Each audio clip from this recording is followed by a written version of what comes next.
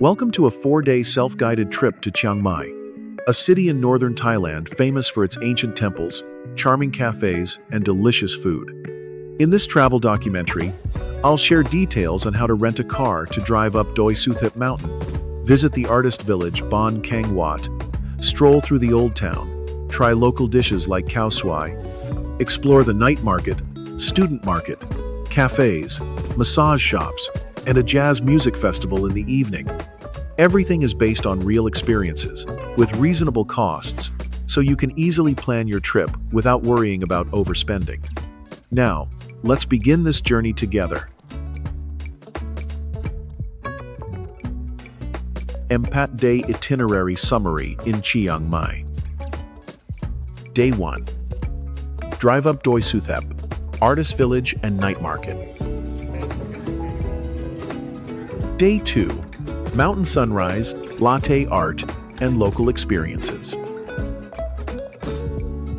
Day 3. Ancient temples, Lana Museum, and Ang Kayu Lake. Day 4. Stroll around Nimman, Massachusetts IAAM Museum and Jazz Festival.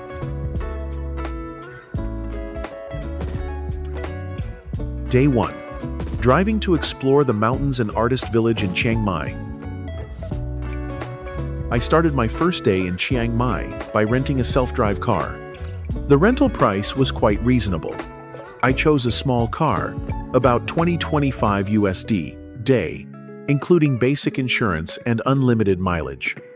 Having a car gave me full control over my schedule, especially when visiting places far from the city center.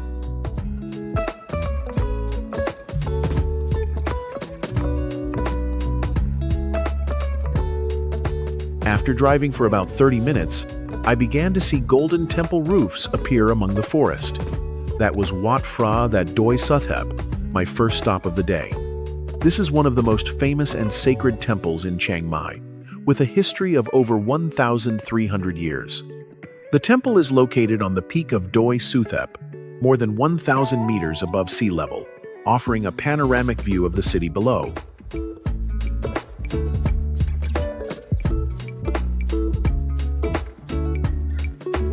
From the outside, the temple features red-painted pillars and typical Thai curved roof tiles. This area has many small stalls selling souvenirs, floral offerings for Buddha, and cold drinks.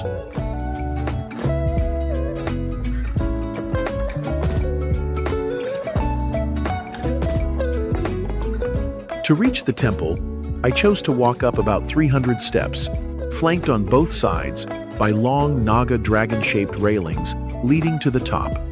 The path wasn't too steep, but still made me catch my breath near the end. At the main hall, I took off my shoes and stepped inside. The courtyard is tiled in red bricks, with a tall golden stupa in the center that houses Buddha relics. Surrounding the stupa are Buddha statues in various poses. Locals and tourists walk around it, holding lotus flowers, incense, and candles for prayer.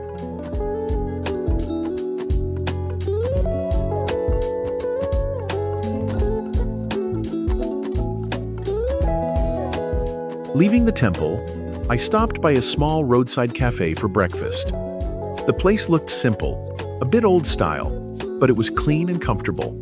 Inside were wooden tables and chairs, an English menu, and customers had to write their orders on paper and hand it to the staff.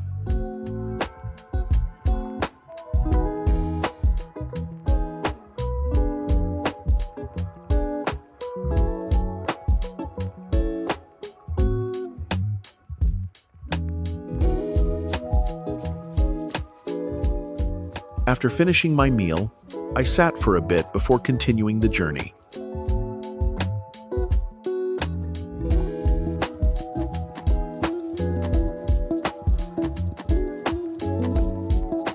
Just about a 5-minute walk from the breakfast spot, I arrived at Baan Kang Wat, a small village for art lovers. There are many shops selling handicrafts, a few cafes, studios, and small classes.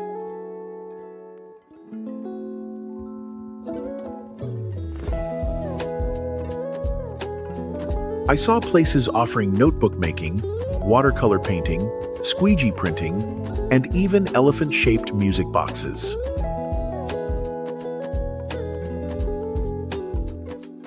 I walked around once, then stopped at a small cafe. I ordered a cup of coffee and sat watching people paint. Everything here was simple but gave a cozy and pleasant vibe. After that, I headed to a hidden cafe tucked away in a residential area. It had beautiful lighting, homemade cakes, and a peaceful atmosphere. I ordered a slice of cake and a latte. Sitting inside, I opened my laptop to review some photos I just took and took a short break to relax before moving on.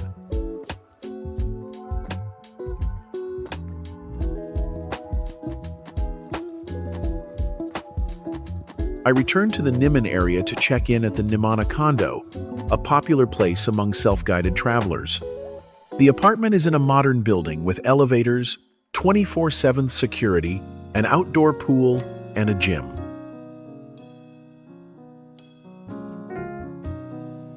After checking in, I headed out for dinner.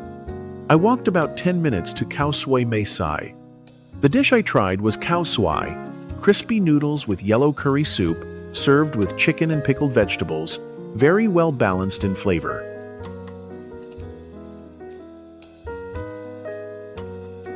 After eating, I took a tuk-tuk to the Sunday night market. I started from Tha Phai Gate, the famous old brick gate.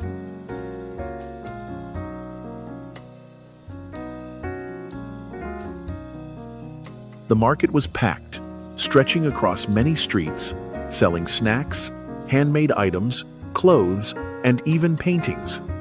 I lined up for about 20 minutes at a banana roti Nutella stall with a Michelin bib logo. The roti was made fresh, crispy, fragrant, with warm, melty Nutella inside. It tasted amazing. Definitely worth the wait.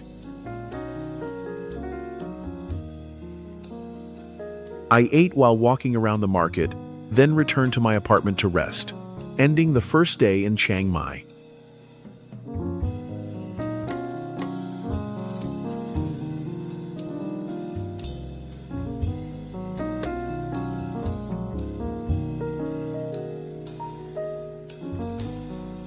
Day 2. Mountain Sunrise, Hidden Waterfall Temple. This morning I woke up at 5 a.m. It was still dark and chilly. Leaving my lodging, I drove up to Doi Suthep, the famous mountain located west of Chiang Mai. Upon arrival, I climbed the 306 Naga Street Eps to reach the temple. The morning air was cool, the path covered in light mist, but I could still see the sun slowly rising in the distance.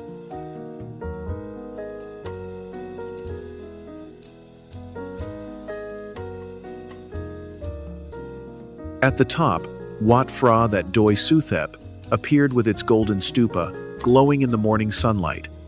This temple houses the Buddha's shoulder bone relic, a sacred site for Thai people.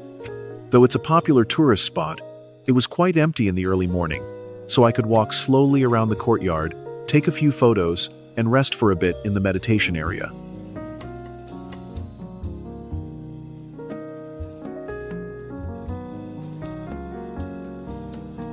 Back in town, I had breakfast at a humble eatery near my place, a set of fried chicken and boiled chicken, served with hot rice, a few cucumber slices, a bowl of soup, and a dipping sauce. Then I stopped by a popular nearby cafe known for its latte art. The garden space was open and full of greenery. Inside, several barista awards were on display. I ordered a latte for about $2.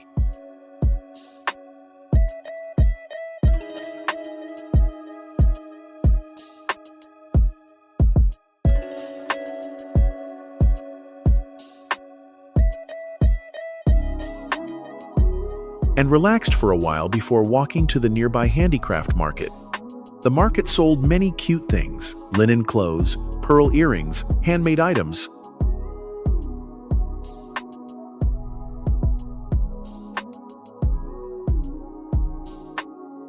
At noon, I went to a Khao Soi restaurant highly recommended by many, serving northern Thailand's signature curry noodle dish.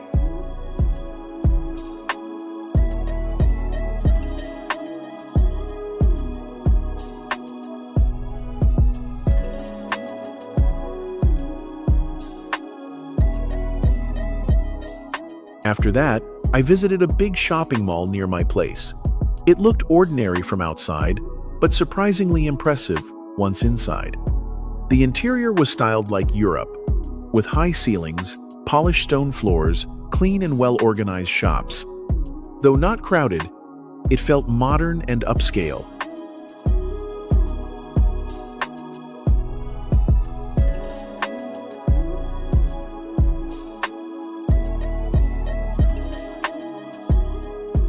The food court downstairs had many stalls offering Thai, Japanese, and Western dishes. I didn't stay today as I had dinner plans elsewhere, but I'll definitely come back tomorrow night to check out the vibe. In the evening, I had dinner at a restaurant that had been Michelin recommended for several years.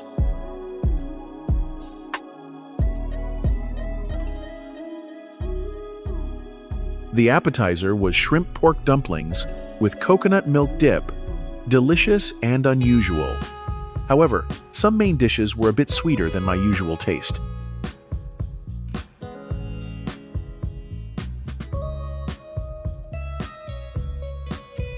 Day 3.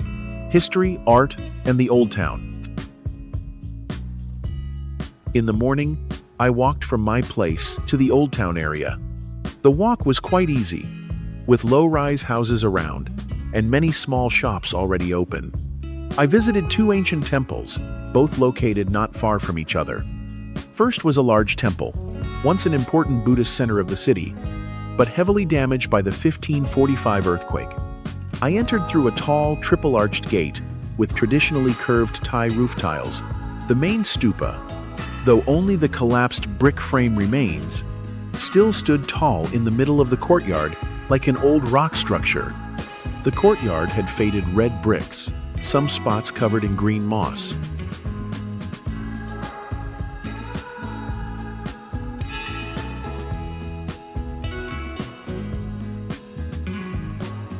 Leaving the large temple, I followed a shady path to the second one, smaller, quieter, and much more peaceful.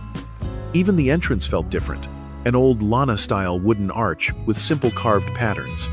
Inside was a rough stone courtyard, not cemented, with dry leaves scattered along the path and thick greenery on both sides. The main hall was small, with plain white walls. No caretakers, no signs or instructions. I picked a corner of the porch to sit and rest. After that, I looked for a fruit-themed cafe. It sounded ordinary, but turned out to be a lot of fun. Every dish came with fresh fruit, from juices to main courses.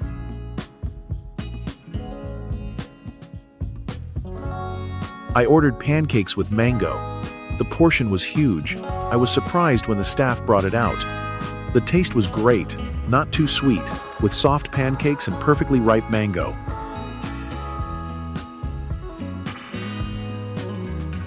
While walking around the old town, I stopped by the Lana Folklife Museum, a white building located right across from Wat Phra Singh, easy to recognize by its colonial meets traditional Thai architecture. The entrance fee was about 2.5 USD. The ticket counter was on the right side of the entrance, with clear pricing and staff who spoke basic English. One room featured a model of an old kitchen, low wooden tables, brass pots, clay stoves, bamboo baskets, and old cooking tools. Some rooms had wax figures dressed in traditional outfits, illustrating scenes of daily life, weddings, or worship ceremonies.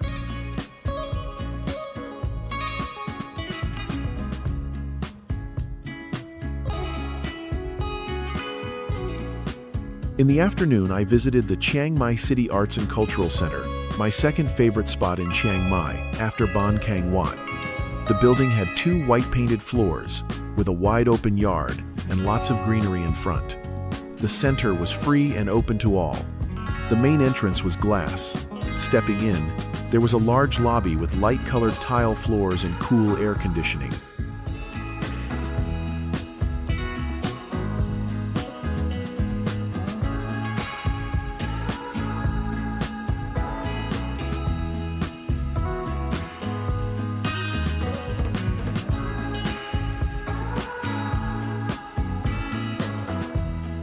By late afternoon, I took a ride back toward Chiang Mai University to stroll around Ankiu Lake.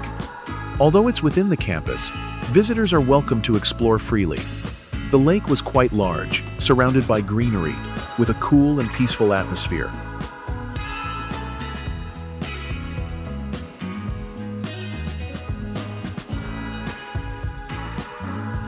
I walked for a bit, then stopped at a small lakeside cafe.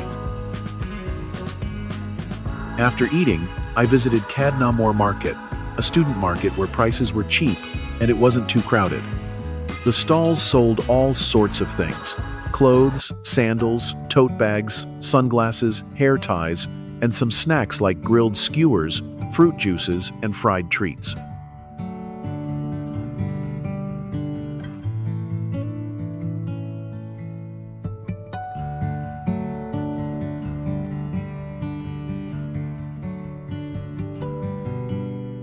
Day Fear.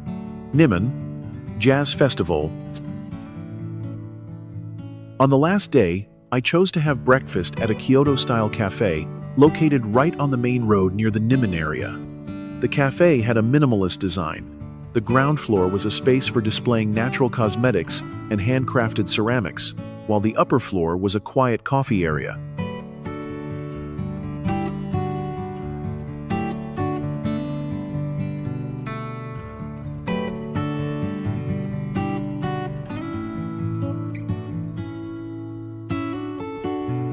I ordered a hot matcha and a healthy breakfast plate. The dish included sunny side-up eggs, sliced avocado, roasted tomatoes, mixed greens, and a slice of toasted bread. After that, I walked around the Nimman area, considered the trendiest neighborhood in Chiang Mai. On both sides of the street were rows of boutique shops, craft stores, and many cafes decorated in all kinds of styles, from minimalist to vintage and modern.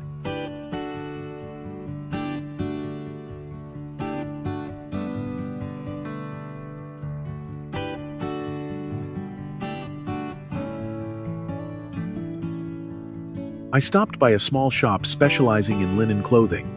The interior was simple and bright, with clothes neatly hanging on wooden racks.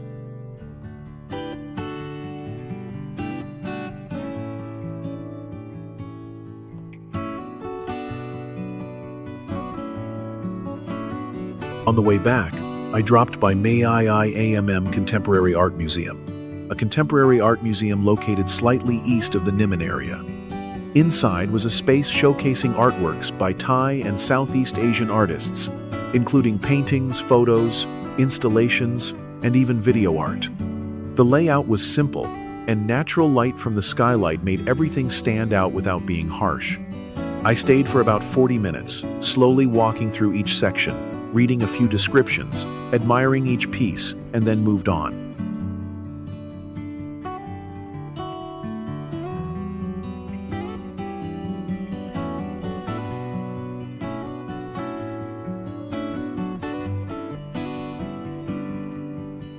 In the evening, I walked to a small square, the venue for the Jazz and Wine Festival. This area was quite close to the center, with an outdoor stage, food stalls, and wine booths set up neatly in small sections.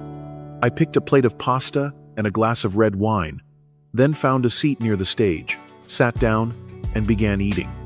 Jazz music played from the live band, not too loud, just enough for everyone to enjoy while dining and chatting. When the festival ended, I walked back to my place. Tomorrow I'll leave Chiang Mai, so I wanted to rest early to be ready for the next trip. So, that wraps up the 4-day journey exploring Chiang Mai, from driving up Doi Suthep, strolling through the artist village Baan Kang Wat, enjoying simple yet tasty meals, to relaxing evenings with jazz and local markets. Chiang Mai isn't a hectic place, but it made me feel at ease. quiet cafes, a slow-paced old town, affordable student markets, and clean massage shops with fair prices. I hope this travel documentary 4 days in Chiang Mai helps you visualize your own plan. From renting a car, driving to Doi Suthep, trying Khao Soi, to visiting art spaces, night markets, and the Nimman district. If you find this content helpful, don't forget to hit subscribe and turn on the bell to follow the next journeys, real experiences, practical tips, and truly down-to-earth travel.